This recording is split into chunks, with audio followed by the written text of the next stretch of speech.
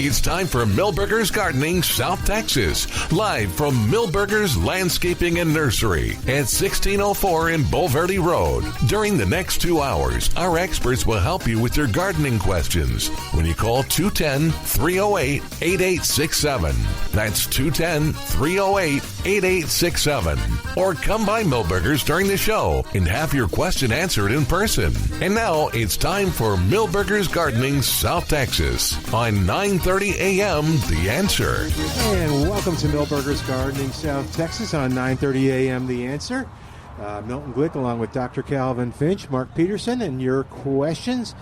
You can call us at 210-308-8867 or come by the show like this nice gentleman here.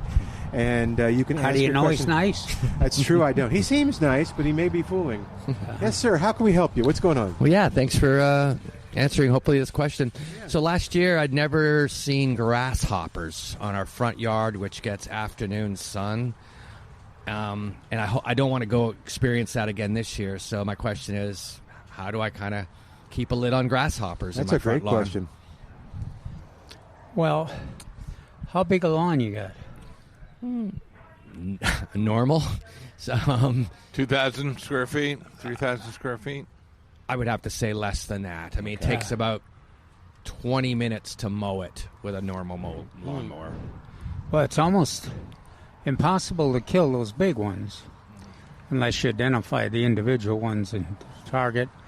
But if you did a soil insecticide, say you were the same one you were going to use for grubs, which is or chinch bugs. Okay. I think you'd reduce that because that'll kill them when they're young like that. We used a Glueck, I guess, about 2 weeks ago, and I'm definitely not seeing armadillos anymore. So that's good.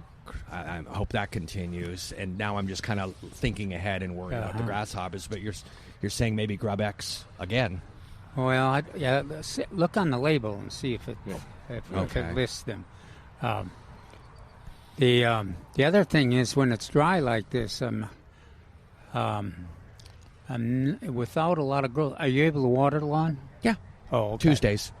Okay. Yeah. Then you probably would get them again. But I don't see very many in my dry lawn. But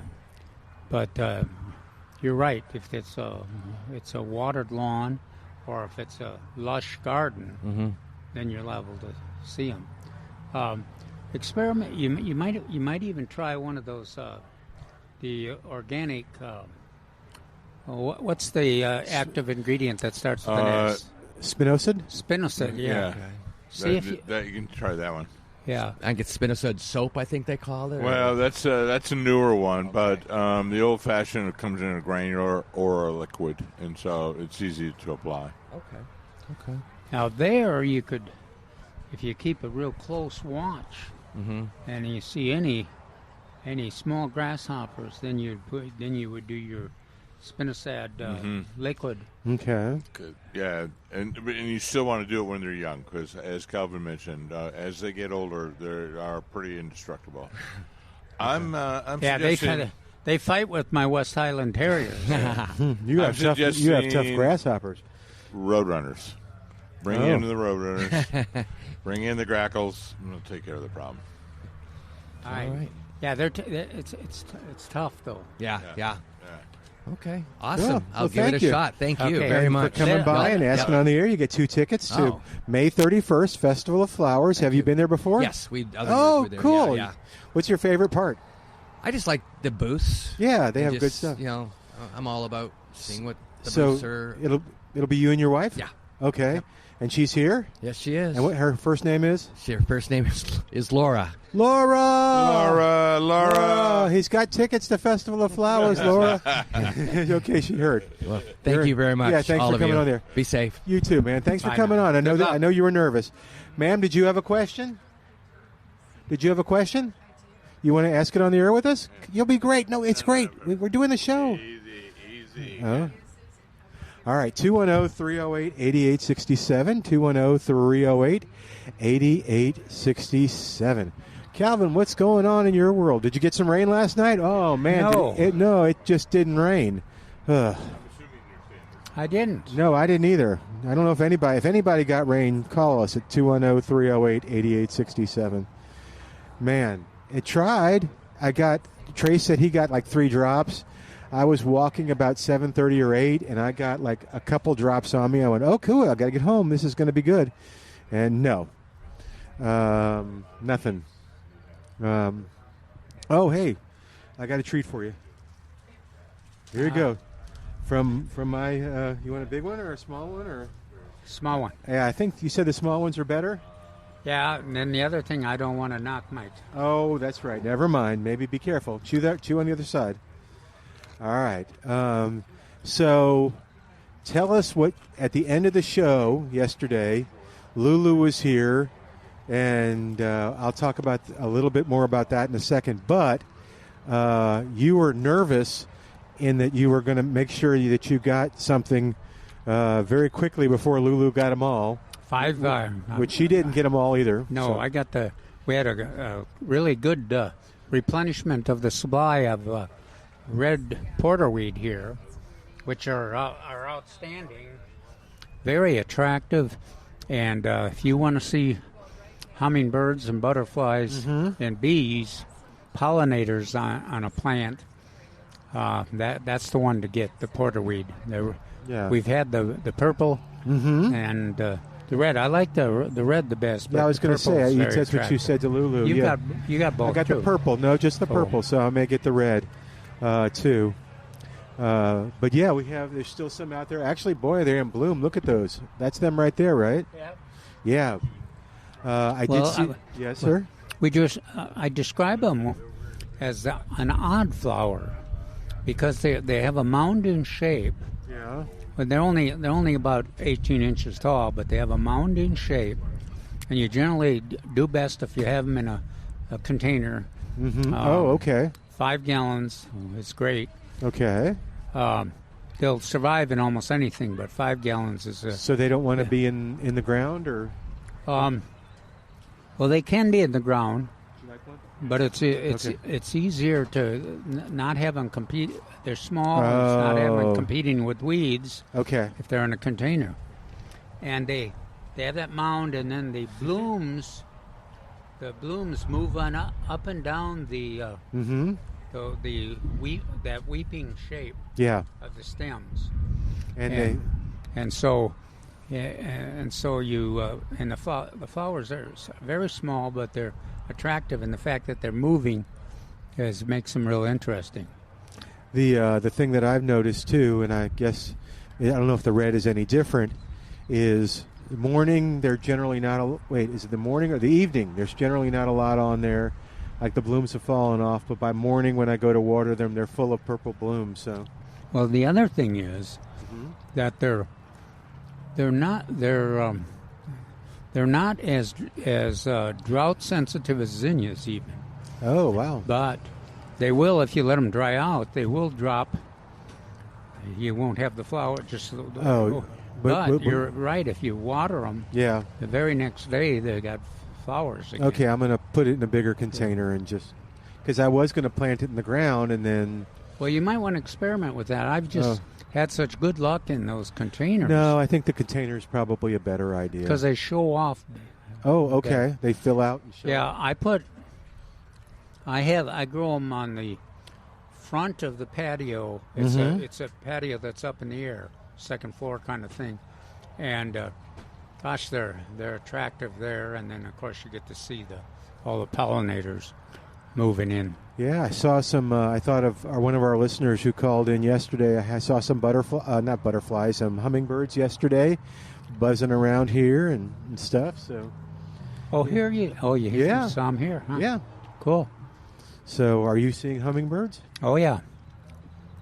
Okay. Yeah, I'm finally seeing hummingbirds in my hummingbird feeders, but I'm also seeing them in the zinnias and in the mistflower and porterweed, and then some of the salvias. So there's a lot of all of these blooming plants. Yeah. That attract the pollinators and right now they're very, very interesting to watch, very attractive. So There's shrimp plant over there. yeah, I love shrimp plants, and I like that one. Actually, I think that was the one that Paul convinced me was good. I know there's a yellow. What's that? I like shrimp. Oh, I can't hear. Oh, I turned you down because they were asking questions. That's always I get your attention then. Yes, So you turn that shrimp. but this is a shrimp plant. I don't think that actually grows shrimp. Oh, they don't. Yeah, but they're good. The flowers kind of look like Like shrimp. You could try one. You want to go eat one real quick? No, Maybe after the show. maybe. Yeah, but I like the rust-colored one. And Better than the golden colored. yeah, and I don't know why. I think, when we used to have Paul Cox on the show, and Paul liked that one, I believe, and so it's like, okay, I'll try that one. Well, I planted that one, and it just does great. It's hardy. It makes comes back. Makes a tall ground cover, really interesting ground cover. Most winter, well, I was thinking that the last few winters it's died back from the cold, but it comes back pretty fast, and that's another plant that attracts the pollinators. But if you got territory to cover or the shrub, you got some tall, some hollies or something that on the side of your yard, and then you want something to kind of transition them into the to the lawn, into the perennials. These guys, the shrimp plant, and what's the other one that does a good Cap we like inside. Turk cap? Yeah, that's right. That's the other one that does a great job. And I heard. Excuse me. Man, you okay?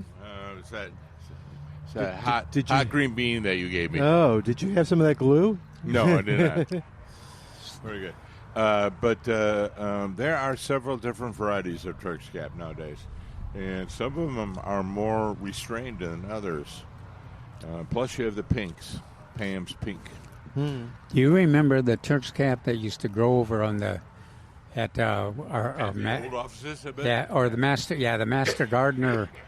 What did we call that over there? Where we had the plant sale and everything. Yeah. But was that the shorter version? No, that was the tropical one, the really big one. Whoa, that was impressive. Oh yeah, no. As I showed Milton on the radio, the flowers generally of a Turk's Cap, good flowers, are your pinky, about the size of your finger. These tropical ones had flowers as big as your thumbs. Okay. It was impressive. Now, the only one I know that is as impressive as that one is down in the Pearl, right by the train. Oh. If you know, inside the Pearl, there's a locomotive. Right next there, there's a tropical one, which gets to be about 7 or 8 feet tall, which is outstanding. Yeah, it's a pretty spectacular plant. Very neat.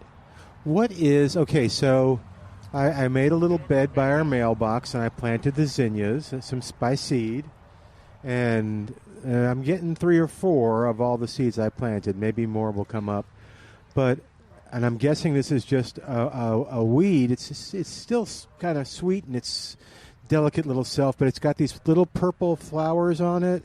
It's real tall and leggy, or kind of gangly, and has little light purple flowers. Does it have 3 petals that hang down and one up? Maybe. Oh. Lobelia. But lobelias, you're more likely to see that close to the ground. Oh, no, this is tall. This is probably a foot tall, maybe a... Do the flowers look like they're missing a 1/3 of a flower? There's 3, and it looks like, one's missing. Oh, maybe so. I don't know. I'm trying. I didn't.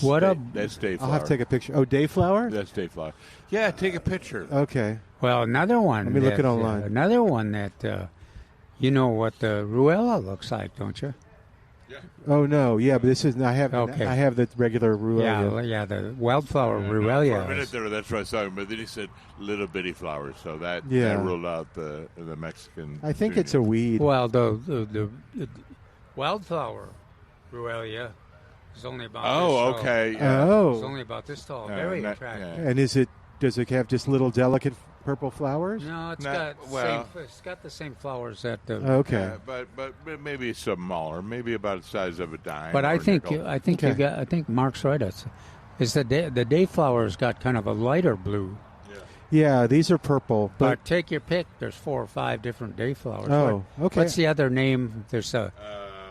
Well, some people. Some people confuse the cornflower, but there's another spiderwort. Spiderwort. Oh, I'll look for that too. Yeah. Okay. Now this has been seemed to be a tough year for spiderwort and dayflower. It's not in my yard. Usually they're everywhere, but if we had a good spring, you'd see them all over the place. that's right. Every edge of every garden. Yeah. Okay. Well, what was the other one besides spiderwort? Spiderwort and dayflower. And there was one more, I thought. I said cornflower, but that's much more east. Oh, okay. I'll take a picture and show you guys. We'll find out next week. In the meantime, we're going to talk to Ray on the line at 210-308-8867. What's going on, Ray? Hey, good morning. Good morning. Well, no, actually, it's afternoon, isn't it? I know it is, yeah. I didn't know where you were. I assumed you could be in Hawaii calling us. Oh, no, I wish I was. But it wouldn't be in the afternoon in Hawaii. No, that's right. Yeah, that's right. Yeah. Hey, I've got a question here. I did like a tree root archaeologist. I did a tree root collar excavation on 2 of my crepe myrtles, and found out that the flare was about 5 to maybe 7 inches. I only did 2 of the 6 crepe myrtles that I've got. The flare was actually 5 to 7 inches down. So now I've got the conundrum of, how do I create a barrier around that stem of the tree and the collar to keep the dirt, from falling back in? Because I dug the excavation is actually bigger, than the flare at the bottom. So I need to put some sort of barrier down and fill the dirt back in.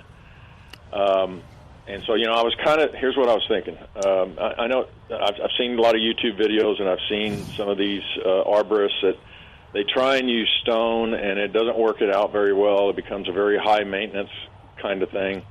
And so what I was thinking, since these trees, the base of them are so small, I mean, the biggest one I've got is probably 8 inches across, and it's a multi-trunk. It's like 5 trunks, so about 8 inches across. And I haven't done that one yet. But so what I was thinking was to take depending on, I'll have to check the measurements of these nursery containers, but, the black nursery containers that last pretty much forever. I was thinking about taking those and cutting the bottom out and slipping, and then cutting the side of it so that I can open it up and then put it around the tree, and then fill in the dirt around there. That way the dirt won't fall in back over the top of the collar. You'll always have that void right there around the stem of the tree. And so I started thinking that might work because as the collar, as the flare would start to move up, as it got larger, it's going to move out and up. But as it would very slowly, it should push that nursery bucket up and not grow around the bucket and actually, imprison the bucket, so to speak, to where it would actually grow into it. What are your thoughts about that? Have you ever seen anything anything else that's done that works that I might think about? What I'm getting from your description is that you have excavated around the root collar, but it's a rather narrow hole with steep sides. Correct? Well, no, the hole is actually about 15 to 17 inches wide around diameter. So yeah. My thought would be to double that or triple that. Make a nice wide, shallow, expanding hole. Barring that, your idea is pretty good. We had this discussion in the office editors the other day, and I recommended using a different sizes chalk block. Do you know what a chop block is? They use it for edging. Chalk block. No. What is it called? How do you spell that? It's commonly called chop block. It's limestone blocks that are a little longer than bricks. And we use it for edges. Yeah. Okay, I think I know what you're talking about. You can get those like it's stone and soil deep. Yeah, exactly. So, but those are long and right. straight. My hole is round. Yeah. Right. So that's right. Yes, I'm going right. Wink, wink. Nudge, nudge. Right. So that a square hole would be more beneficial. But having said that, that's what I would do.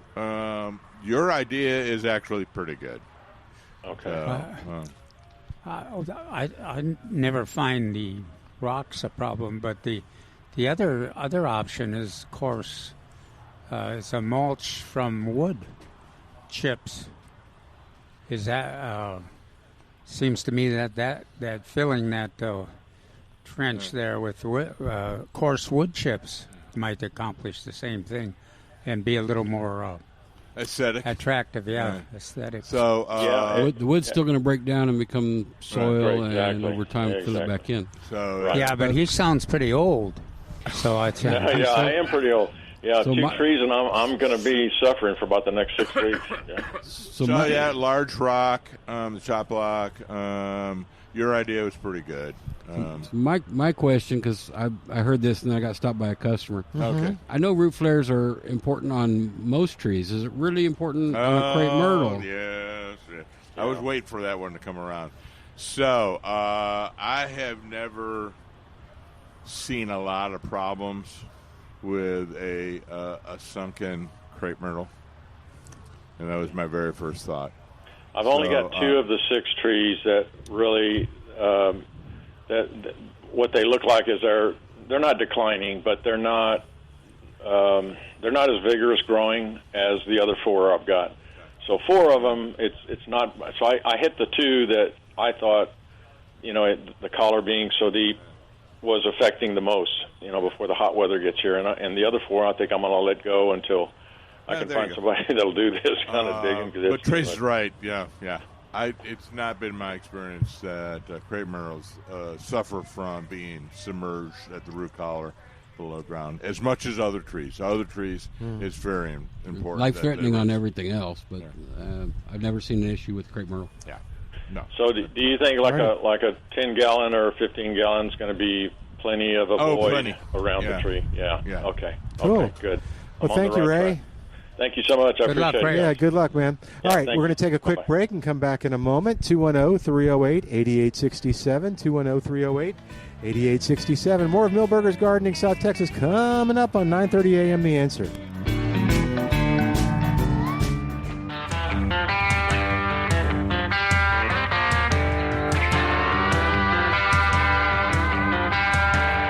And welcome back to Milberger's Gardening South Texas on 9:30 a.m. The Answer. Our phone number 210-308-8867, 210-308-8867. A reminder, we talked about it at the beginning of the show, and that is the 25th annual Festival of Flowers is May 31st at the Alzafar Shrine, co-sponsored by the San Antonio Water System. And man, is this a great event. 9 to 5 at the Alzafar. We're talking everything gardening. It is the premier gardening event in San Antonio. Like the guy said that we gave tickets to, he said, yeah, I love it. I just love going to all the booths and talking to the people about stuff. So, yeah, if you are into gardening, you probably know about Festival of Flowers, but you may not.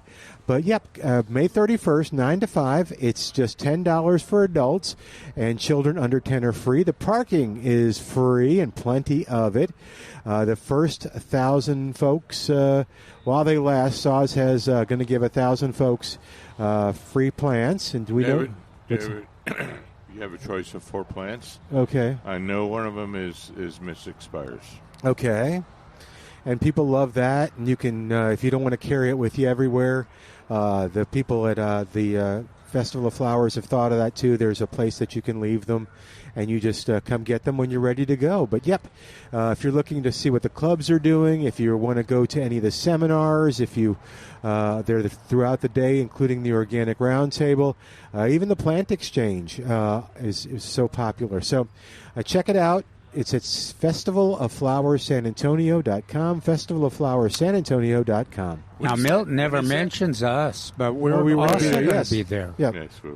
When is it now? May 31st, 9 to 5. 9 to 5. And okay. we'll be Not there this Saturday. And we'll be there right From around the noon. corner. Once you that? come in, from noon to 2. We'll We'll be be doing our show from there. So, and if you come by and ask a gardening question while supplies last, I'll give you a pair of tickets. So come on by. And I hope the food's as good as it usually is. oh man, I don't That's know. the outstanding. last couple of years has been out. Yeah, Brunella gets good stuff. All right, 210-308-8867, 210-308-8867. All right, you're looking like you got something to say. No, I was just thinking way back when, in year one, Oh, when you were there and you had the little tricycle and you were so cute. just riding from booth to booth, circling, yeah. Hi. What's that? Oh, can I grow that here? Okay. Do you remember who was the conservation director back then on the first one? No, I have no idea. Was it Dr. Calvin Yeah, Finch? it was. Yeah, the person that was talking, I don't know if that was on the air or not, about the I guess the plant giveaway at the quarry. I remember that too. Yeah, Yeah. that goes back yeah. quite a ways. And I said, that was like 17 or 18 years ago. And then I thought back of it and I went, oh, no, that was much. Yeah, that was like 20, 25 years. That's ago. when Saws wasn't even in the building they're in now. That is correct. And Steve, They were in downtown. Steve Brown insisted on being the only media publicity for Right. those plant Media giveaways, personality for the giveaway. Okay, and it worked well. good. And then But it was crowded. I remember y'all coming Yeah. to the show and talking about it. will always remember. I would go on Steve's show and talk about the giveaway, where it was, and what the plants would be.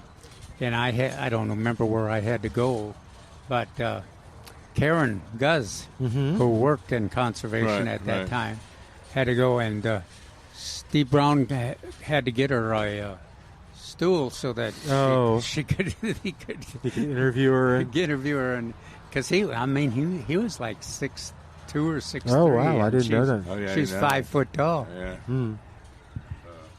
Yeah, there's great enthusiasm for those plants. Yes, there is. That's my nice way of saying it. They're great enthusiasm. That's a good way to say it. Okay, but yeah, get there early for the plants and the plant exchange that goes on all day. It's a lot of fun. All right, 210-308-8867. What else is going on in the gardening world, gentlemen? My tomatoes are looking better and better and better. Yeah, my tomatoes have the ones that we harvested for the eating on the radio show a few weeks ago. Mm-hmm. Those were good. That plant is kind of declining a bit. The other two are taking over now, and part of that is from the weather, and then part of that is from the squirrels have discovering that. I'm so afraid of that. Easy target. I am so afraid of squirrels, raccoons. We had a raccoon visit us yesterday. The dog does not like the raccoons. He went from a kind of sleeping on the sofa to so anyway. I think I'm awake now. I heard tomato bragging. Yeah, you want to brag a little? I've got at least 500 tomatoes. Holy They're cow. all green. Yeah, I have about 100. So. I do have 4 beans, though. Okay. Oh, did you get one of those? You take one of those. I decided to bring you one. Oh, thank you. Yeah, and they No, had he- one too. It does have butter on it, though. He waits. You wait a little where's the bacon? long. Yeah, I remember you told me that, but it's too late. Where's the bacon? Oh, there's no bacon. I didn't think about that. So what is it going to be? Is it going to be a little bitter? Or? You're being staged. Oh, okay. All right, 210-308-8867, 210-308-8867. All right, so that's your tomato report. Tomatoes, yes. I also wanted to know, did anyone get any rain last night? Yeah, I asked them in the beginning of the show. Oh, did you? I have Okay. Well, no, you can call us, but Calvin and I said no. Ugh. I got smatterings. Oh, did you really get a smattering? What does that mean? What's a smattering? Well, it means that you're outside and you get a few raindrops on your forehead. I got. That's what I got. A trace of rain. Yes, and Trace got a trace of rain. Hey, but we mentioned peppers and that we had a lot of pepper plants. But the peppers are producing. The jalapenos and the bananas are both. Mark's, we have some bananas. The big green ones, too. So big Anaheims. I've harvested each of those so far. Yes. They're doing quite well. But there's still time to get them planted. They like the hot weather. Yeah.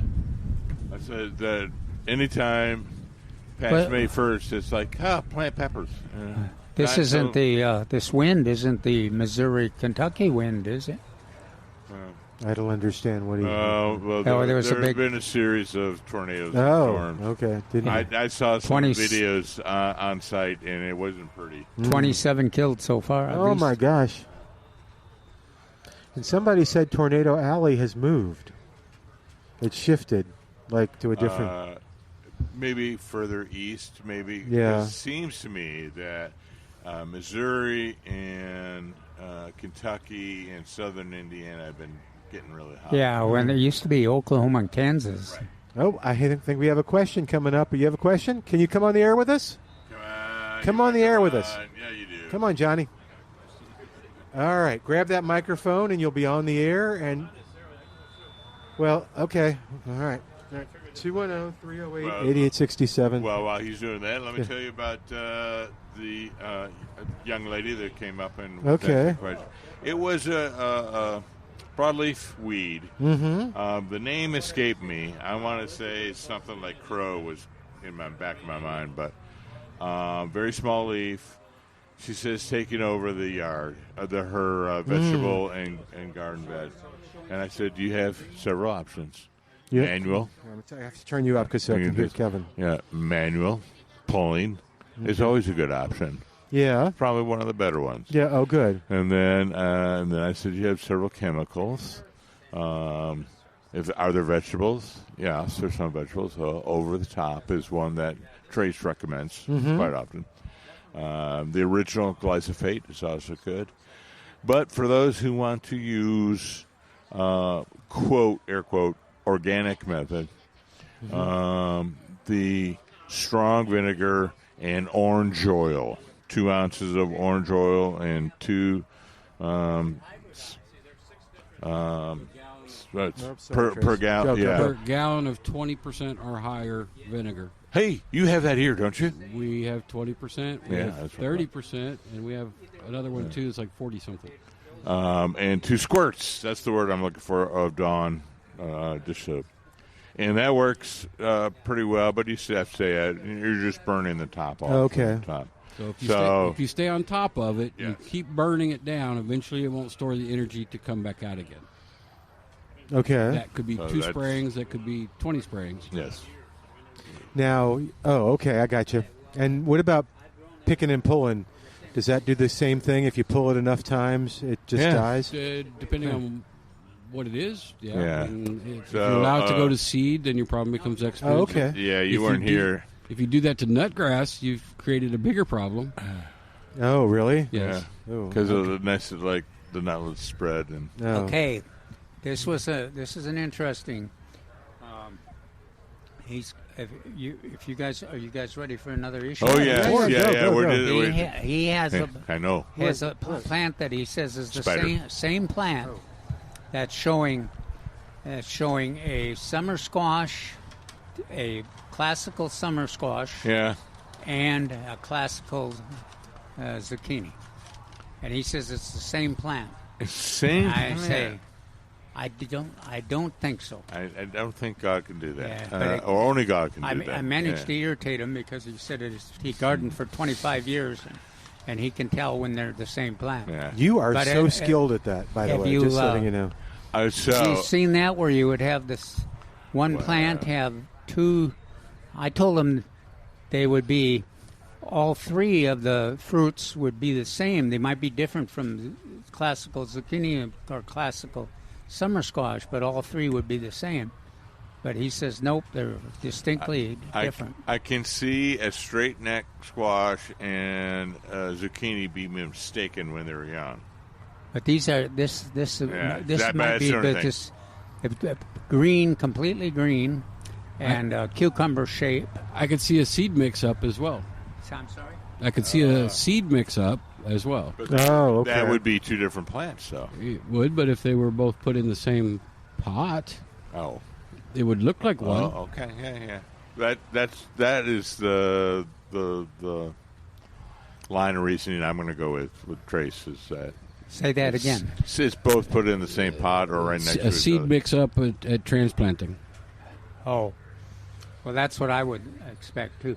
But let's see if any other gardeners out there have ever experienced that, or because my 25 years of experience, I've not seen where you would have two different. You're not really dating yourself quite well.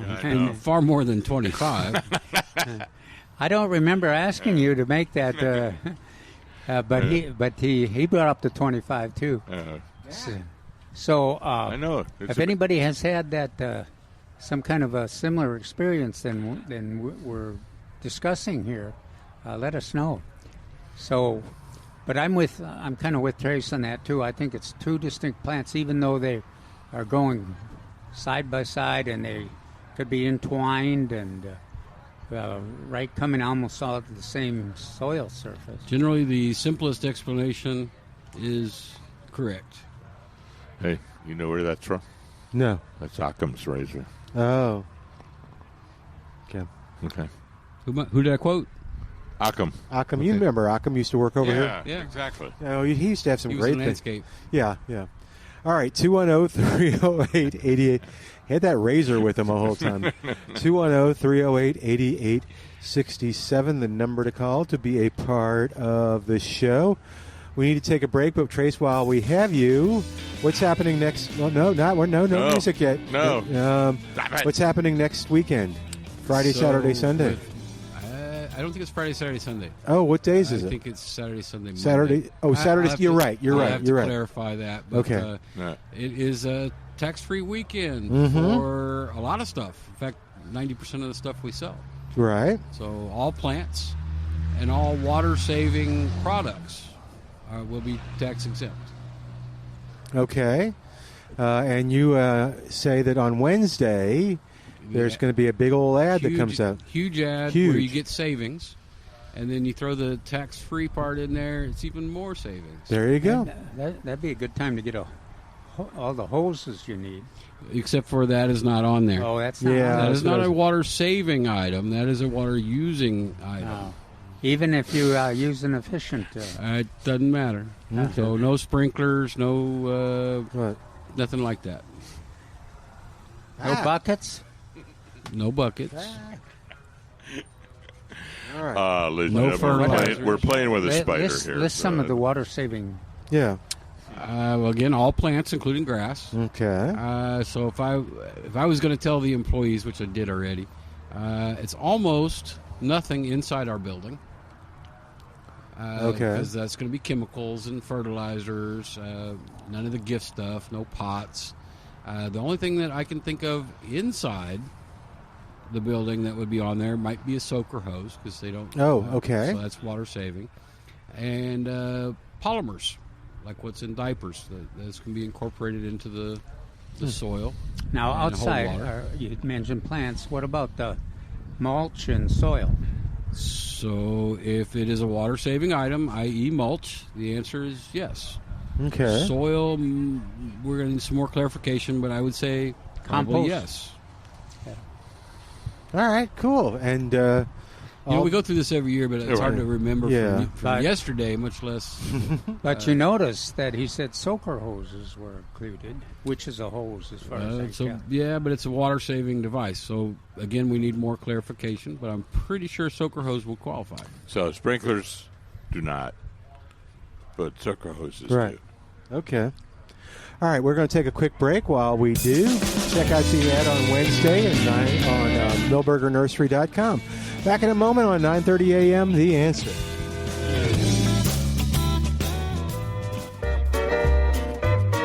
And welcome back to Millburgers Gardening, South Texas on 9:30 a.m., The Answer. 210-308-8867 is the number to call. And the place to go for great food for your Memorial Day celebration, now that I've been told when Memorial Day is, is Pruski's Market on Highway 87. If you want outstanding beef, outstanding flavored poultry, if you want great sausage, maybe you even want a... Rabbit? No. What kind of sausage might Calvin want? Potato sauce. Yeah, the Texas, especially Texas potato sausage. Yeah, flavored Texas. Yeah, I'll have to get some. But yeah, you just grill it up, or if you're going to have people over and do a celebration and you don't want to grill, no problem. Call Pruski's just tell them what you want, and then you go pick it up, and yep, it's just as easy as that. They do have rabbit. We've mentioned that. And like I said, the sausage is outstanding. Actually, it's award-winning sausage, by the way. The shushushko? Shushushko, yeah, you said it right there. Okay, You're good. getting better. Whew, thank you. Yeah. It's very good. I have some frozen. I got to cook it up. The jalapeno. It's jalapeno and cheese sausage, which is really good. It's not real hot. It's hot. It got a little heat, but anyway. And the other thing that you'll like, too, is you'll enjoy the service that you get from Pruski's, where, you can actually talk to the butcher, you talk to the man behind the counter or woman behind the counter, and, just have them answer your questions. Do they have, potato salad? I'm sure they do. Yeah, I can find out for sure, but... I think they used to for sure, and I don't know. That's always for Memorial Day. You mentioned all those sausages. Oh, and you meats, want the potato salad too? Okay. Goes so good with it. Find out online at pruskismeatmarket.com. PRUSKIS meatmarket.com.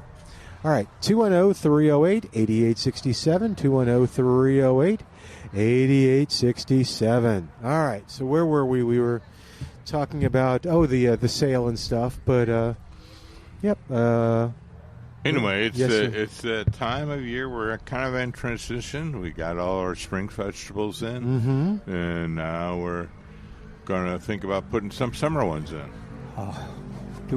Did you check? What do we have? Eggplant? Yes. Both? No, but we don't have the variety that we have eggplant. Let's just leave it at that. Not Ichabod. Not Ichiban. No.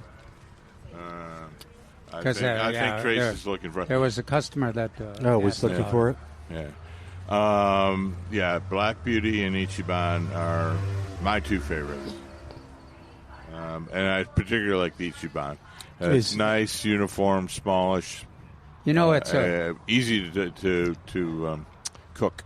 We brag about how attractive peppers are in containers and zucchini, or in the garden. Yeah, but the eggplant's pretty attractive. I was wondering. Yeah. Is it pretty easy to grow? Oh yeah. Yeah. As long as you got to keep it watered, it's okay. Not as so that the okra, eggplant, peppers. And one that Calvin always reminds me of, southern peas. Can be grown in the summer. Southern peas, Okay. In the summer here. And so they're all great summer vegetables to go. I don't know how many different varieties we had here. Of what? For a few weeks ago, there was quite a few, but if we think about it, we'll check. But, yeah, if you like growing things from seed, that would be one that would really... Of course, okra, too, either transplants or seed. But southern peas is one. They germinate pretty quick. And southern peas can be black-eyed peas. I know that. Yeah. What else? Crowder. Okay, Crowder. Oh, and it says here cream peas. What are cream peas? There's about 25 different selections. There's a whole bunch of different ones. Okay.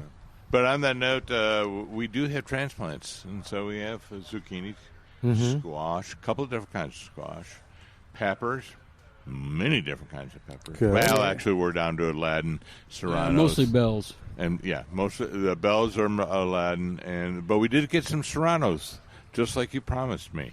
Oh. several weeks after he. Well, the fourth time was a charm. Yes, it was. But Really? most importantly, So does that mean my He's going to talk about his Whopper begonias. my Whopper begonias? Yeah, but you're working on 6 or 7 times this charm. They have not shown that available period. They showed Serranos for like a month before they finally actually decided to ship it, even though I ordered it every week. But what's your name again? Milton. Milton, yes. Yeah. Thank you. Malabar spinach. Yeah. Is I forgot now about available. that. I'm going to get some of that Okay. before I leave. I can see it right. I think you can right juice now. it. What's that? I think you can juice it. I bet you can. Oh yes, I bet you it's really fabulous. I'll bring you As a some. juice. You going to have some? If you make it a juice, yeah. Okay. Okay. It's like the baby spinach stuff. Yeah. But anyway, yeah. So the Malabar, I forgot about that. Other than watering it, what do I have to do to take care of eggplant? Swatter it. Okay, it doesn't. Keep it out of cold wind, which we probably don't have to worry about. for a No, while. I don't think so. Not anymore. All right, we got looks like maybe Alma on the line at 210-308-8867. Hi, Alma. Welcome to Milberger's Gardening, South Texas. How are you doing today? I'm good, thank you. How are y'all? Doing great. What's going on? So I have planted some maroon bonnets for the first time in my garden, and they look beautiful, all maroons, no blue bonnets around. But I'm trying to save the correct seeds for next year. I want to continue having them maroon, and I'm coming across some gray, darkish seeds, some tan seeds, and some pretty dark reddish seeds. So I wanted just to confirm which color I should be extracting. Well, I don't know if you can determine the color from the seeds. Oh, The seeds all look alike, pretty much, on blue bonnets. Yeah. So do your flowers, are they all the same color, or are they all different colors? they're all maroon. All of them are maroon. Oh, they're all maroon. All maroon. Yeah. Well, then Okay. 95 or 96% will be the same maroon. Yeah. So so I was going to go 90 and 10. Okay, So all the seed that you can collect, about 90% will be maroon. Now and then, if 10% will be blue.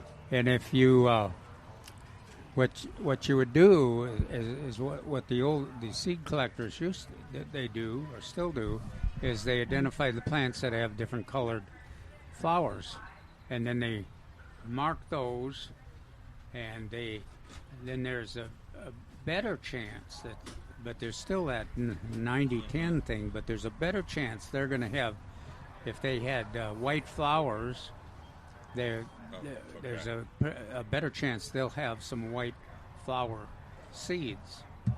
And so each year you keep collecting and getting more and more, and you get. Yeah.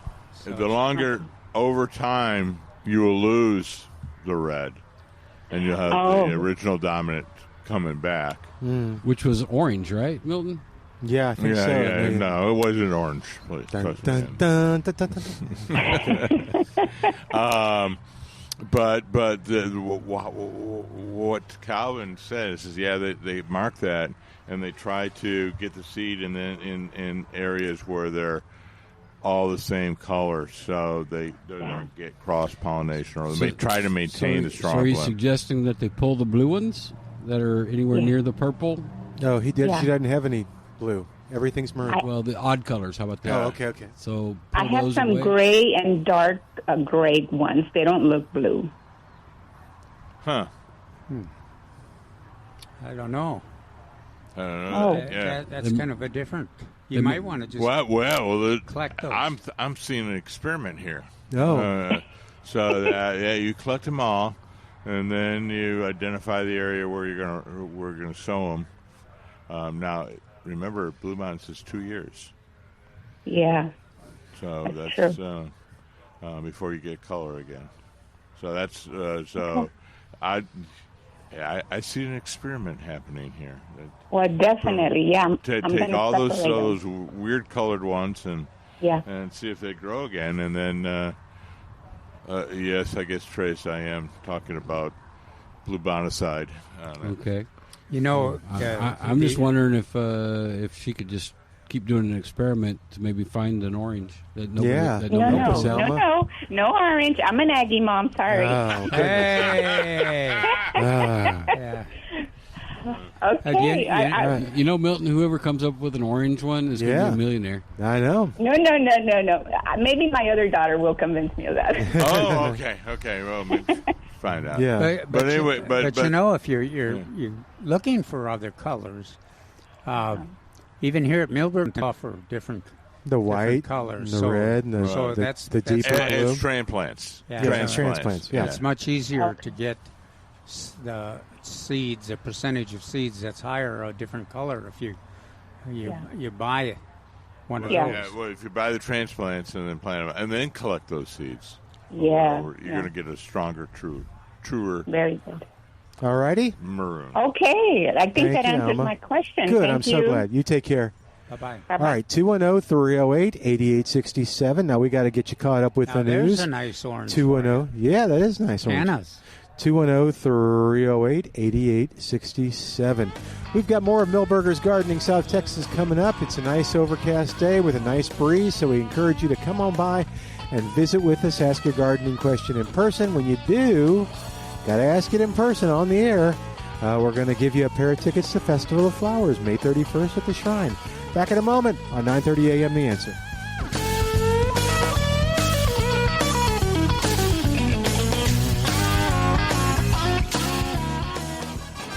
We're back with Milberger's Gardening South Texas, live from Milberger's Landscaping and Nursery at 1604 in Bulverde Road. Come out to visit or call us at 210-308-8867. That's 210-308-8867. And now back to Milberger's Gardening South Texas on 9:30 a.m. The Answer. And welcome back to Milberger's Gardening South Texas on 9:30 a.m. The Answer. 210-308-8867. You grab that mic. You don't need that part. But yeah, this is a great question because I'm sure you're not alone in this. You just talk right into it. Yep, so tell us what's going on. Mark will be back in a second, and we got Calvin. Calvin will recognize some of this issue. So, yes, sir, what's going on? Oh, hey, I'm talking to the mic. Oh, new here to Texas. Mm-hmm. Grew up a Midwest guy, so I had a garden pretty good size, fed it manure from the cow, grew anything I could possibly grow. Moved here to Texas 3 years ago. I can't grow a tomato to save my life. I don't know what I'm doing wrong. It's been advised that I could possibly have the wrong variety of tomato, but I cannot. They'll grow, they'll blossom. Yeah, there you go. And I get no fruit. There, What kind of varieties are you picking? Better Boys, the Better Boy tomato, the Bigger Boy, the... Yeah, they won't work here. They're indeterminate. What we recommend is the determinate varieties. We have two short tomato growing seasons. We will right now we're harvesting. Oh wow! I'm just trying to grow them now. Holy cow! So I'm behind the curve already. Yeah, and so we'll be harvesting in June is a big harvest month, and then at the end of July we'll be planting a new crop, the fall crop, and there the trick is to beat the cold weather. Right now we're trying to beat the hot weather, but those varieties you mentioned are indeterminate. They just, if the weather's good, they just keep growing. Whereas our determinate varieties, they grow to a relatively set small size and concentrate on producing fruit. Two short seasons of tomatoes, and things like Tycoon and the rodeo tomato and Celebrity and I don't know if he knows what the rodeo tomato is. Will you explain that? Well, that's one of our every year we make a new selection of the variety that competes. That is a good one for use in our area, and this year was HMS 1848, I believe, and so that's kind of what we concentrate a lot of time on picking the varieties that will do really well here. And But where do I find that variety information? Right, yeah. here. Well, here, we'll yeah. carry the right varieties when it's time to plant. Yeah, a lot of places you can find it. You can find it here at Milberger's on their website. My articles in the Express News, presentations that are given by Mark and me and David Rodriguez. We have Milberger sponsors a number of programs where we, potting up tomatoes and what's the rodeo tomato this year. Yeah, Milberger's newsletter would have it in there. Plant the Ruby Crush next time, and you'll never complain you don't have enough tomatoes. You'll complain you have too many. That's not a bad thing. Oh, and gosh, the taste of Ruby Crush. It's a little a grape tomato, but what a wonderful taste. Your neighbors will not answer the door after a while. We would love to do cherry tomatoes, and then of course the bigger. That's the Ruby We'd Crush. like to get a bigger, full tomato. So you don't go for massive tomatoes here, because generally they'll crack or something will happen beforehand. Tycoon's probably the biggest you should go for. And there's a lot of them. I mean, there's Celebrity and Thunderbird, and so what do we usually have? 6 or 8 different large tomato varieties every season to pick from. So when should I start coming here to look? January? No. First week in July to the second week in August. No, for the upcoming one, fall. but you have 2 seasons, right. I was thinking the first season, but then we're coming up on the second season, right? So in my mind, you're just early. You're not late. You're early. Well, then you're the second season, the one that starts in. We generally start talking about it in February, but we don't put them in the garden until after about March 15th. But that's when we do this big elaborate potting up exercise, so that we can get the tomatoes, get them growing, have them ready for action when the weather breaks. And then we in the ground they go. So you guys start them from seed? No. Or do you have already? Oh yeah, they'll be. What are you looking at? They'll be. Oh, okay. They'll be. All these front rows will be loaded with tomatoes. Different sizes, and most little 4.5 inch, and then some in the number 1 pots. But yeah, it's the variety. So what you're telling me is don't go to big box stores. Come here to Milberger's. Yes, that's exactly. Was that a good plug? plug? That was a good excellent. plug? Yeah. That's a good plug. Thank you. Now, some of the big box stores will have the right varieties, but it's dangerous because they also will have the wrong varieties, and it's like, well, if they have them here, it's in San Antonio, they must know. Yeah, that's my mentality right there. Yeah, exactly. What else are you trying to grow that we can help you with? Right now we're planting eggplants and peppers. Wouldn't you like some eggplant? Southern peas. I've got peppers going. We're looking for a good bush. We've got those great big green electrical boxes in our front yard. Yes. Mm-hmm. How do I cover it? My wife wants to know, how do I cover it? We have lots of choices. I'll look around you. What are we looking at? 2 feet? 3 feet? 3 feet. 3 by 3. Yeah. Oh, yeah. That's so good. Full sun? Yes. One that comes to mind is Mexican oregano. Do you want flowers or evergreen? Oh, she wants something that flowers all year, or not flowers all year, but it's green most of the year. Oh, plastic works well. No, the Mexican oregano, one of the smaller sinizas. Lots of different andinas, hollies. Yeah. Oh, Carissa holly. That's one of our favorites.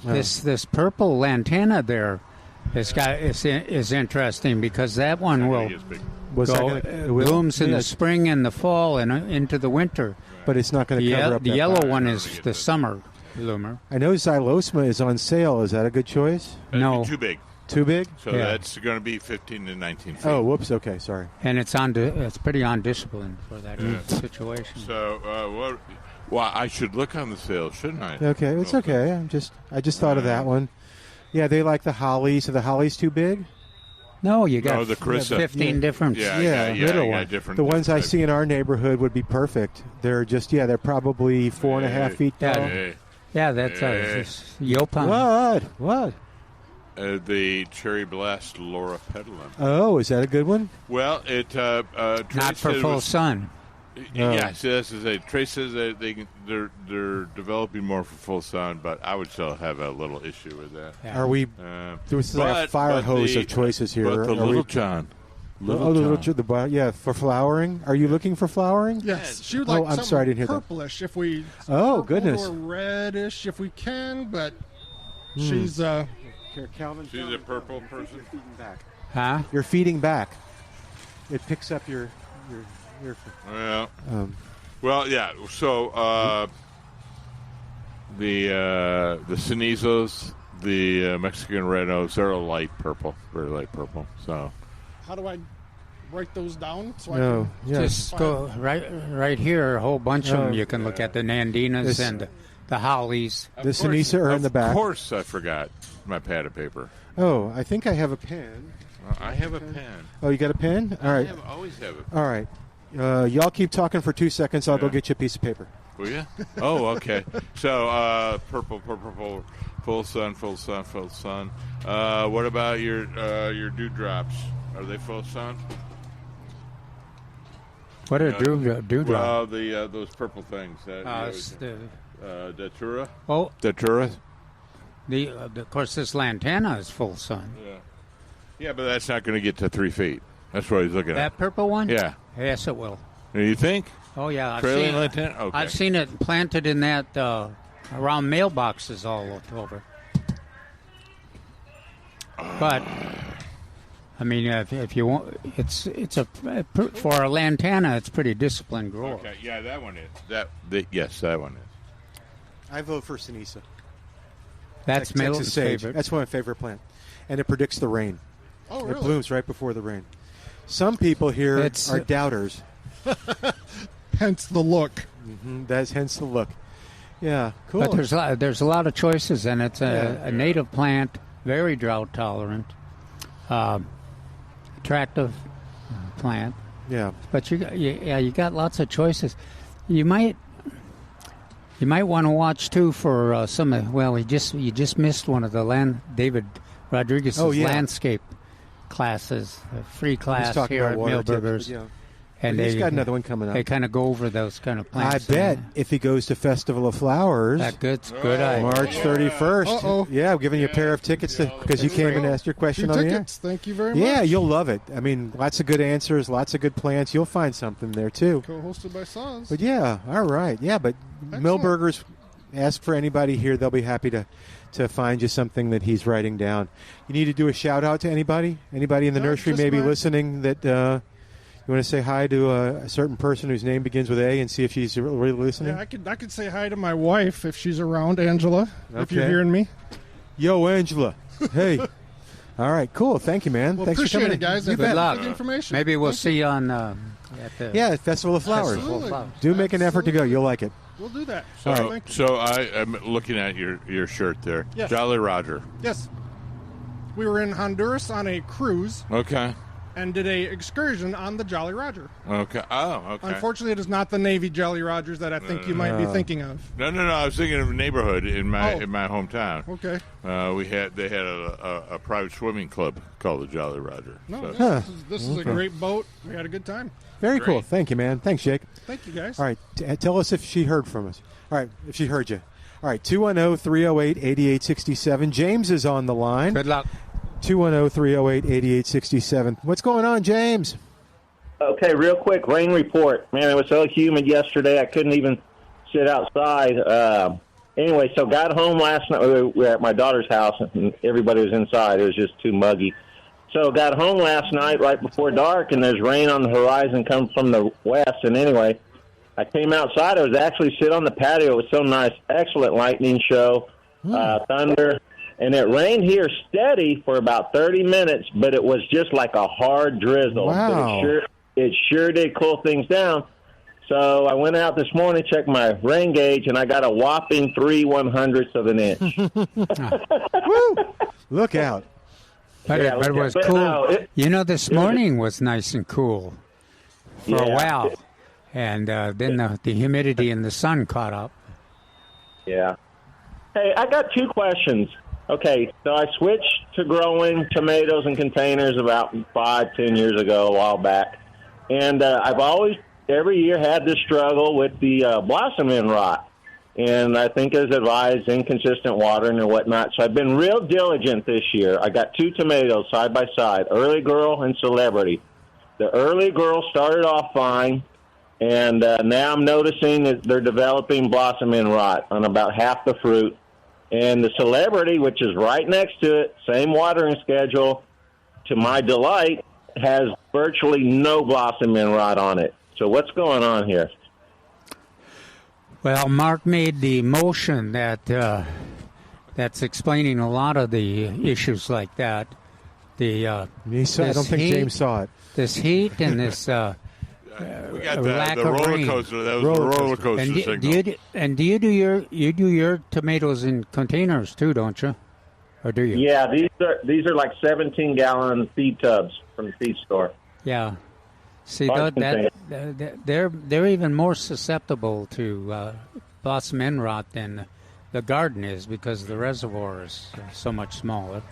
But I think it's this erratic weather and particularly all bets are off when it gets to be 100 degrees.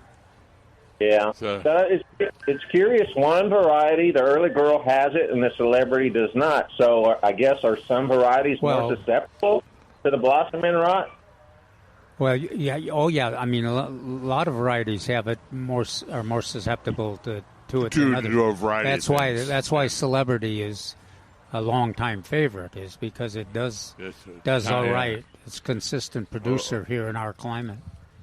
Yeah. And as a side, this morning for brunch, I made my wife and I each a bacon, onion, tomato sandwich with the first pick of the Celebrity. Oh, with the Celebrity? Good for you. That's good. Excellent. Well, I made my first harvest of the rodeo tomato, and I made a peanut butter and tomato sandwich, and Milton and Mark made this face at me, That combination is not something. After we retched. Was it good, Calvin? Because I love peanut butter sandwiches, but I never thought about tomato. Oh yeah, it was great. Oh, but, wow. I kind of pushed it a little bit. It would have been better 2 days, more ripe. Oh, okay. 2 days, but it was good enough. I enjoyed it. Cool. I'm gonna see if my wife likes that, because I'll make her a peanut butter sandwich sometimes in the evening when she wants something light or not too heavy, I should say. I'll bet she'll like it. I'll try. She loves tomatoes.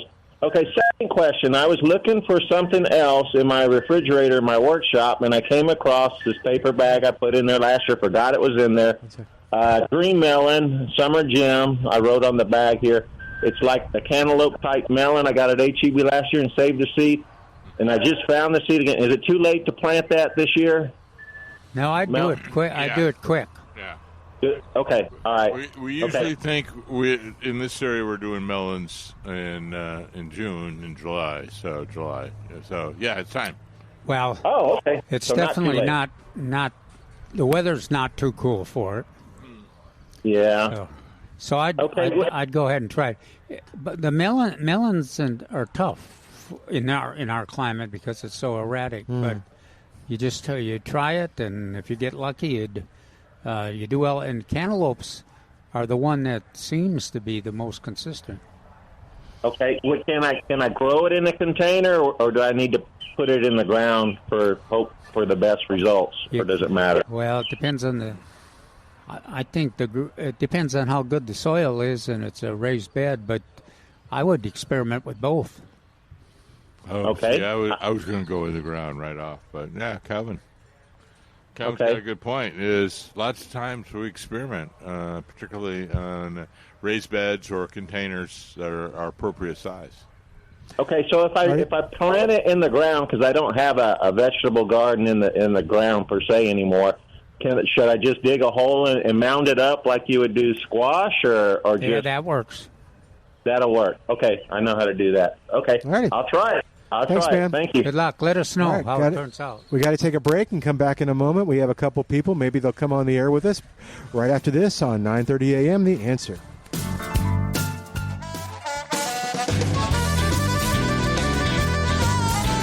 Welcome back to Milberger's Gardening, South Texas. Y'all are okay. Keep talking. 210-308-8867.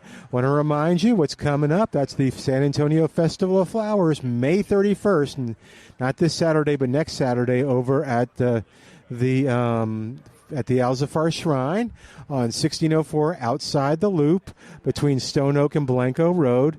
It's a premier gardening event of the season, and it's absolutely great. So not only will you find everybody talking about plants, you'll find people that are selling them, you'll find people that can give you advice, you'll find people that are belonging to clubs. The clubs will be there, the nonprofit clubs as well. There's terrific seminars that are happening, and you can even go to the Organic Roundtable. David Rodriguez will be speaking. Saws is a co-sponsor, and they will be giving away 1,000 plants. So when they run out, they run out. So get there early so you can enjoy that. And Mark says there are 4 different plants, and you can choose one from the 4. And let's see, what else? You've got the plant exchange that people like. There's the rules and regs are at festivaloflowerssanantonio.com, festivaloflowerssanantonio.com. And, it's at the San Antonio Shrine. Its tickets are $10 for adults. Children under 10 are free. The parking is free, and it's just the easiest thing. Festivaloflowerssanantonio.com. All right, 210-308-8867, 210-308-8867. Yes, sir, welcome. What's going on, man? I have a photo here of that crabapple tree that I talked about buying after or before you guys told me about all the problems with a crabapple tree. So I have fencing around it, and I put that up yesterday. And so my question is, you can see that the fencing is going to protect it from the deer, but the issue is kind of impinging it on the branches and leaves. Is that going to be a problem? What you see in the photo? You know what the deer are going to do? No. They're gonna knock that over to eat that crab. They'll push to eat that crab apple. What we have, if you blow this up, you see I have boulders. I have I have it secured. That fencing is going to be pretty hard to knock over. Okay, I might be willing to bet you 25 cents. Woo! Tell you what. That they're gonna. Here's what I'm going to do. Push that over. Here's what I'm going to do. I have a huge bed of rocks. I mean, 50 big rocks. I'm going to surround that thing with rocks. Well, I already dug the hole. Be careful. You're going to be. Now, see what I would have it a bigger. Yes. Yeah. Make it wider. Wider. Yeah, because they're gonna be tempted. They're going to be able to reach over the top of that, and they love the taste of that crab apple. Got it. Will they eat the leaves without? Oh, yeah. They'll eat everything. Yeah, they'll eat everything. Okay. Yeah. Next Saturday, I'll expand it. So are these rocks out of the big trench you dug? Yes. Yeah, okay. As a matter of fact, they are. Okay. Here, you could take that, and I got 3 other questions. You can see what I did. Okay. Yes. Yeah, and then I think it was too small, so Yes, that's it is. That's a 9-foot section. Yeah. What I'll do is I'll make it about a 15-foot and get it away from the leaves and the branches. Right. Yeah. So for those in Radio Land, we put a fence around the crabapple to protect against deer, which are going to be a prominent problem in your area, but it's squishing the canopy. Squishing the canopy. There we go. Why can't I use phrases like that? I got to drive all the way over here to learn how to use phrases like that. Yeah, squishing the canopy. Yeah. For those who are listening, I'm a canopy squisher. That is a technical term. There you go. Good. Now, second question. Oh, where'd he go? Okay. Is Mexican heather? No, this is firebush and Mexican firebush the same plant? Are these the same plant? They don't look the same. No, they're not the same plant. Okay. Which one's going to do better here, and what's the difference between them in terms of the way they bloom? I like the regular Himalaya patent, not the Mexican. Okay, regular firebush. Okay. But you mark... This I'll replace these. This is Himalaya patents, right? Yeah. Okay. Here, there you go. Okay. Yeah. And this is firebush. This is the original. There you go. What's the difference now? Now the blooms will be a different red color. Okay. The foliage, blooms are bigger. Yeah. And the plant gets bigger. Well, on the firebush as opposed to the Mexican firebush? Yeah. Okay, to that's me right what I now, thought. looking at it, that's what it looks like. It looks like the blooms are going to be bigger. Yes. On the firebush. On the Mexican, they look smaller. And there may be more of them, but they're smaller. Yeah. Got it. And when we compare them in terms of the pollinators. Yes. If you count the contacts by the hummingbirds and the butterflies, I think most gardeners have reported that the regular firebush is more successful. Good, because that's everything we're doing is for pollinators out there. Yeah. Now the Mexican will get pollinators. So I get it. It's worthwhile, Yeah. but if you got a choice, I would go with the regular Hemilia. Well, I'm a man on a mission today because I planted 2 of them last year, and I looked at them this year, and I thought, holy cow, they look so different. There must be 2 types of fire bushes, and I found them here. Okay, so I'm going to come up already? Not yet. Okay. Yeah, because they are a warm weather plant, and although it's been warm weather, you should see them shortly. Coming soon. Well, we've had gardeners just yesterday report that they haven't seen their firebush hasn't come up yet. Mine hasn't come up yet. Mine don't usually come till June. Yeah. That is the time. Yeah. Now, there are some other places I want to plant them in. If I planted them now, what I would normally do is just water them heavy on day one and put them on an emitter, and it'd get a little bit of water every day. Is that what you two guys would do if you were planting one of them? Not every day. Okay.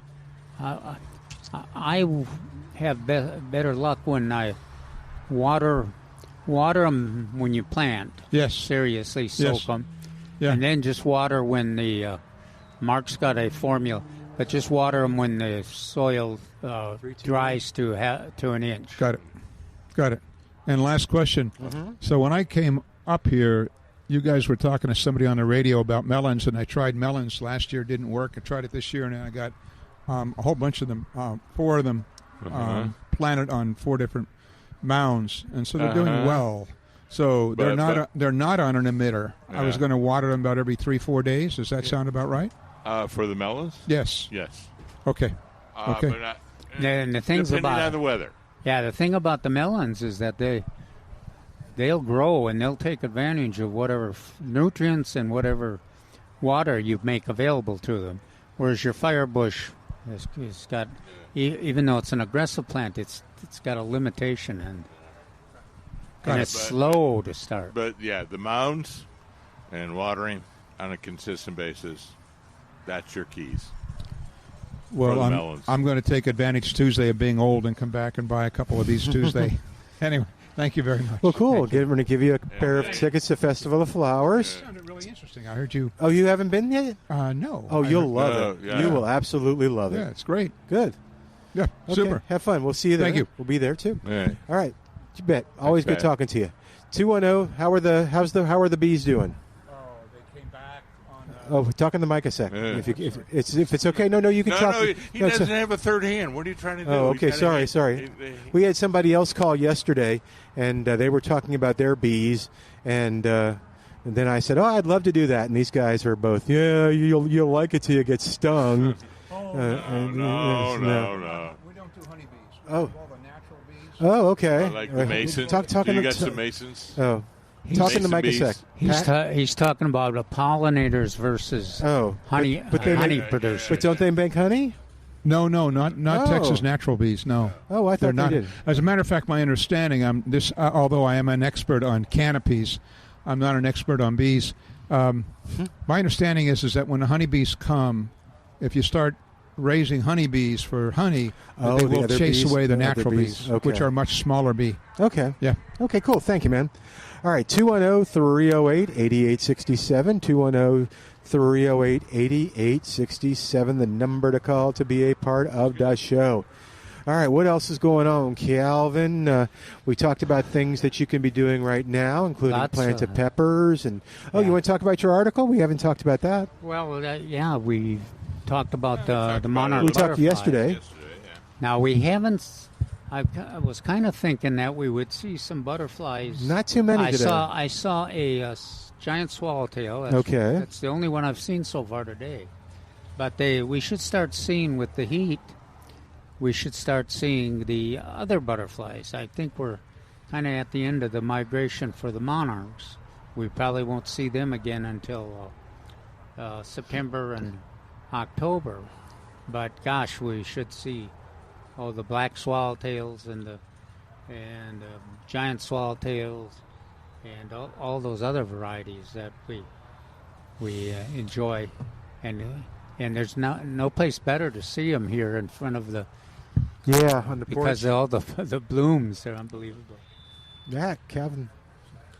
You can't turn your ear. You can't put your ear on the mic. All right. No, don't do that. Because everybody listening is if he says I can't, I'm going to do it. Okay. All right. What were you going to say? No, I was going to say a lovely segue. Hang on, Cindy. In This Week in the Garden, the last bullet talks about planting butterfly vine.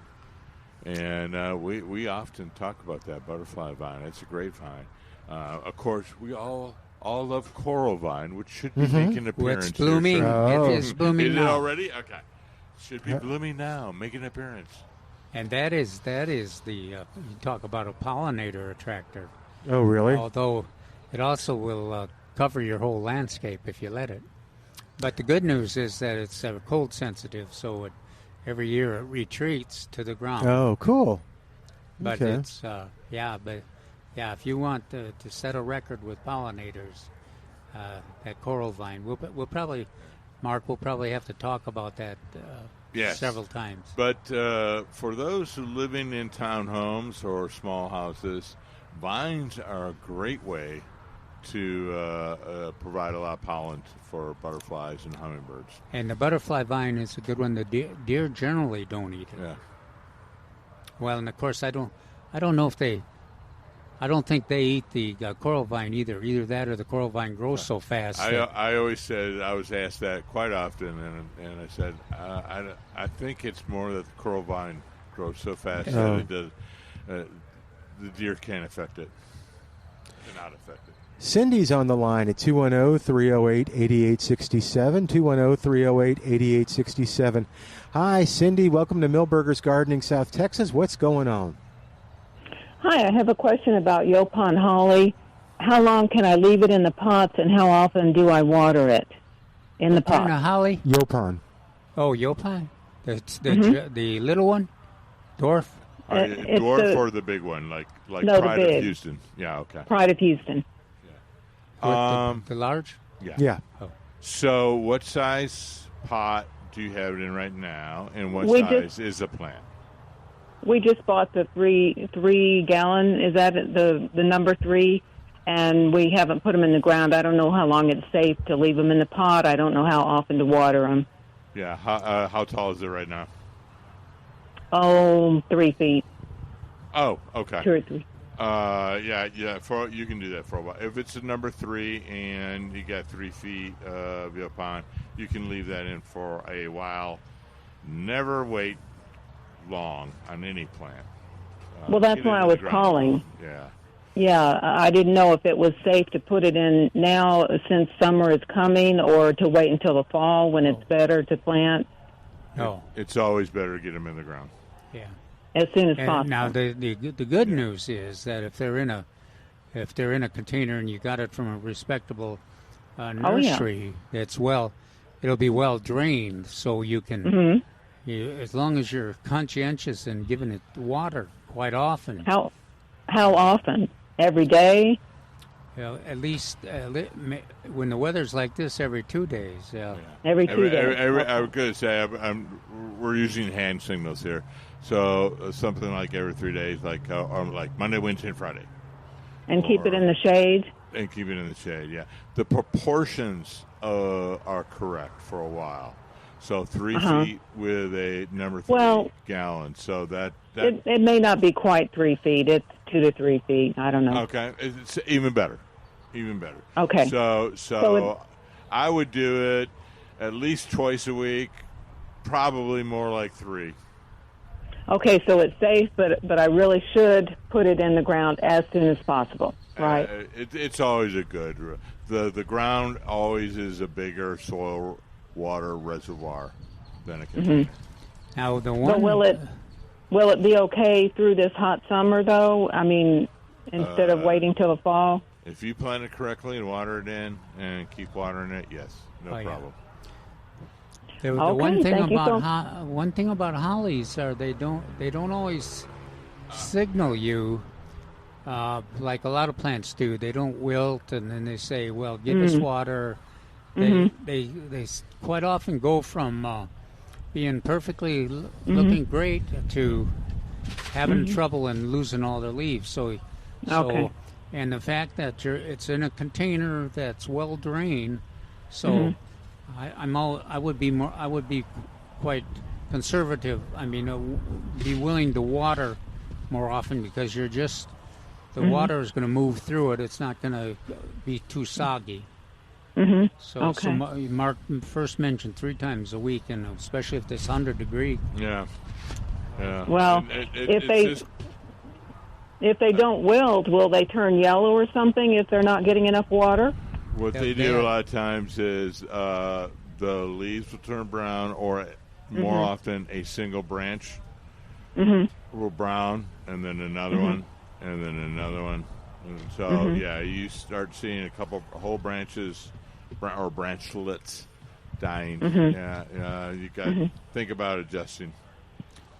But you definitely got 3 weeks or 4 weeks if you need it.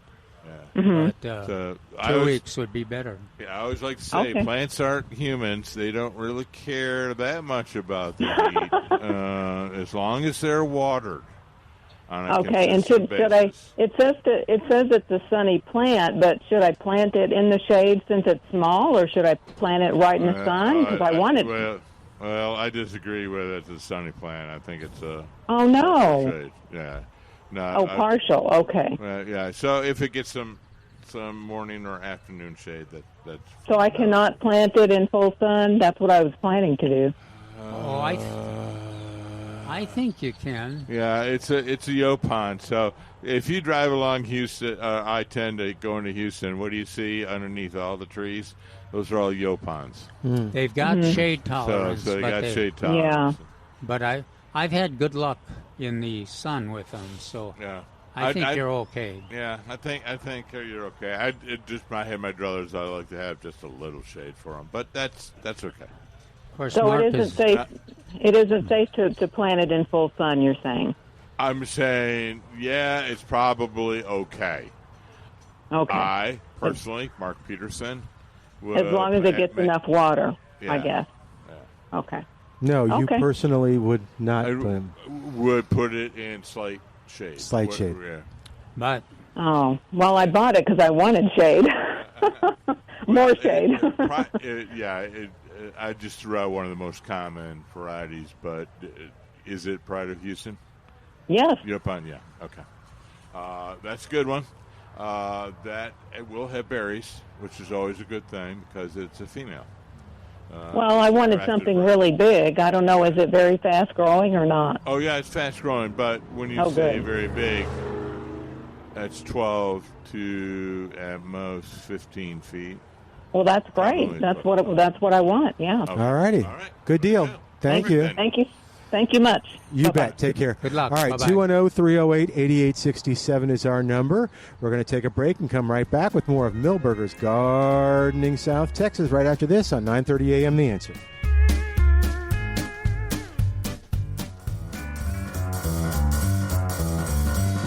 And welcome back to Milberger's Gardening South Texas on 9:30 a.m.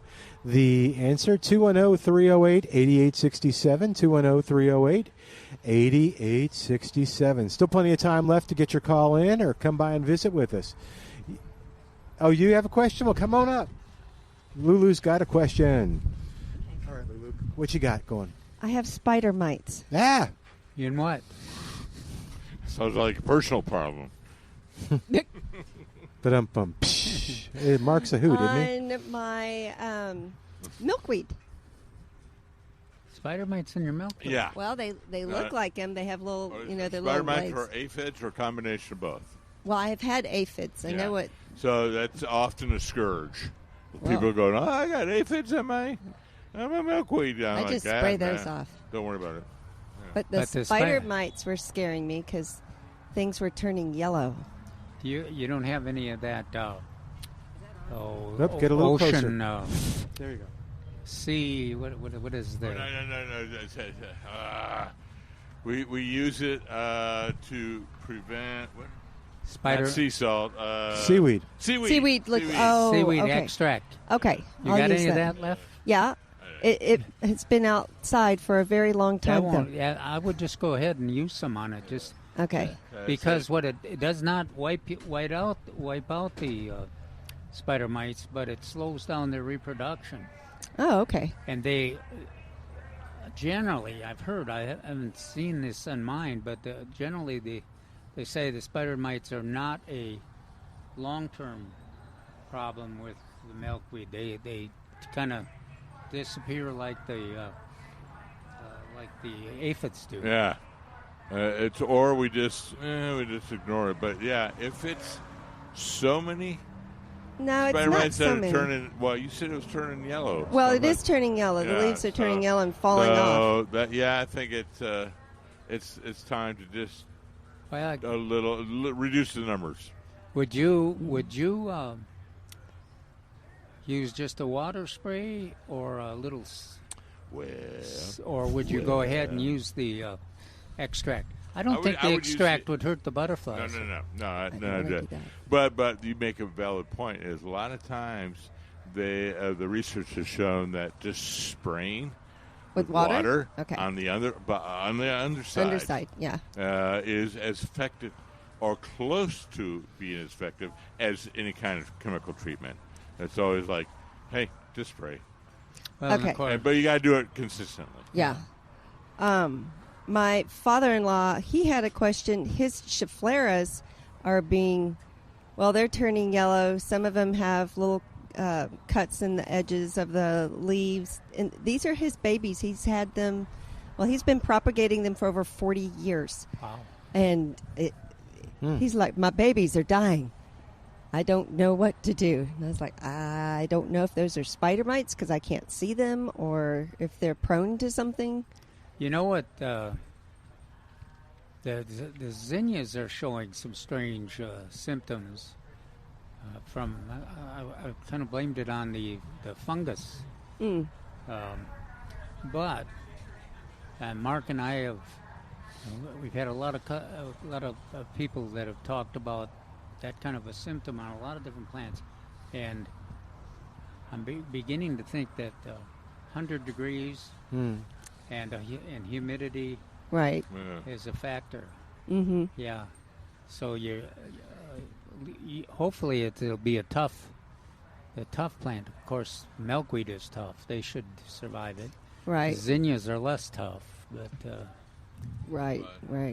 I don't on that Schefflera. What do you think? Schefflera, so I don't know. I don't know if we should do the seaweed on it or not. Going just like the other lady earlier in the show with the boxwoods. And then I'm like, kind of roll my eyes. And then when she goes, they're 40 years old. Then where I'm really rolling my eyes. So he said he's been doing this with these Scheffleras. Well, yeah, they little pieces will break off, and then he'll stick them in the dirt, and they look like sticks, and then bam, they just start sprouting. There's a mother plant. I'll bet. I'll bet too. It's just like I'll bet they'll survive and they'll recover. But they're getting beat up a bit by this unusual weather. Well, that sounds good. He'll be happy to hear that because he loves those plants. Yeah. Wow. Don't we all? We all have favorites. Yeah. Well, thank you guys. Yeah. Thanks, Lulu. Bye, Lulu. All right. Did you provide Lulu with the tickets yesterday. already? Yeah. Lulu's going. We'll see. I can't wait. Yep. Yeah, we'll see. Okay. Yeah. All right. 210-308-8867. Going to talk to Chalmette Burt, calling us at 210-308-8867. Hey, Bert, where you at? I'm at the desk looking at harvesting our first Meyer lemons from a pot. I wanted to say, it seems like a lot of people are talking about container gardening and such. And, well, me, I just do, I grew cucumbers and melons out of not beds, but like 5-gallon or to 10-gallon containers. I just threw the seeds. Sometimes I was like, oh, son of a gun, my veggie drawer is a bachelor's science experiment, and I throw them out in the soil, and they just grow. Yeah. Well, I always consider you an expert on container growing and on fruits and container trees, so that's good to hear. The one that I first found out several years ago is they're out of New Zealand, and it's called Food from the Balcony. It's on YouTube, and they have really good success. I mean, like the outside garden, the balcony is fairly about, I guess, 13 by 20, but they said they deal on their patio at 20 meters, so I'm figuring that's about 65 to 70 square feet, 20 square meters. Yeah. And so they're just harvesting Meyer lemons from a pot after 2 years. So I'm watching that now, and that's called Food from the Balcony. All right, sounds good. Yeah. And the other one is called Small Space Gardening. I think I've heard of that one. This is a website? Yeah. Okay. Yes. And it's also on YouTube. So, that's what I get. Because I was living in an apartment and in the barracks for so long. I had to learn how to do it like that. Yeah. Yeah, that's why I consider you an expert on that. Your previous experiences. All right. Well, it's also learning how to compost. Like I've learned how to anaerobic compost. It's kind of smelly, but it works if you live in an apartment complex. Why would I want to be anaerobic in an apartment complex? Well, I just put it out on the balcony because... yeah, gotcha. Okay. Yeah. Because I can't let I tried to collect compost tea, but that was such a... No. Just do it on the balcony and then bring it downstairs and... It's a lot of excess work when you just can... just put everything on your wet the compost, and it's just good. Thank you, Bert. Oh. All right, y'all. Take care. We have Russell on the line at 210-308-8867. What's going on, Russell?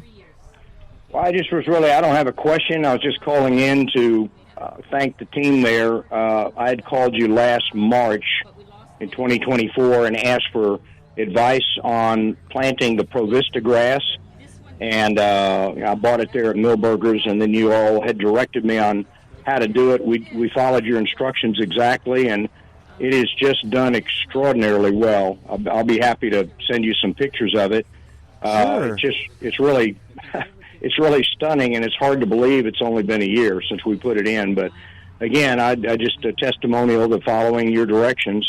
You told me to, grade the area and to till in some compost before I plant it, put it down, press it down, whatever you call that, go over it with a roller. So we did all of that, and man, has it turned out well. And we did the half of my fairly large front yard on one side of our driveway with the Provista.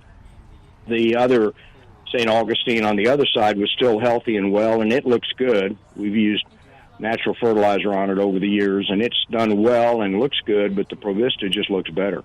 So anyhow, just testimonial to following y'all's instructions. What did you have there before? Was that the St. Augustine? I had St. Augustine, but we had done some remodeling and construction and building some stuff, and it had torn it up.